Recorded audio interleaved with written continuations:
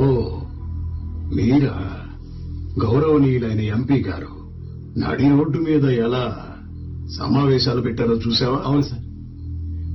నమస్కారం రామరావు గారు. చూడండి, అర్హత లేని వాడిని అందరం ఎక్కిస్తే ఇలాగే ఉంటుంది. లారీలు నడిపేవాడు కదా, అందుకే రోడ్డు మీదే రాజ్యపాలన చేస్తున్నాడు. కాదండి, ఇది ప్రజాప్రతినిధి నడుచుకునే పద్ధతేనా?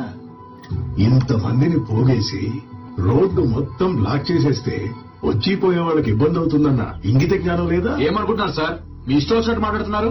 ఆయన మాకు దేవుళ్ళు అంటే ఆయన్ని మా ముందు అవమానిస్తే మేమంతా చూస్తూ ఊరుకుంటాం అనుకుంటున్నారా? రేయ్, ఎవరితో మాట్లాడుతున్నావో తెలుసా? అదిగా సార్, ఇప్పుడు ఏమైందని మీరు అరుస్తున్నారు? సార్ వచ్చారని తెలిసి ఎంతమంది వచ్చాం. ఇందులో మా సార్ తప్పే ఉంది. పెద్దోళ్ళు మీ పెద్దరికాయ కాపాడుకోండి. ఏంటండి ఎంపీ గారు, మీ జనాన్ని నా మీద కుసుగొలుపుతున్నారు.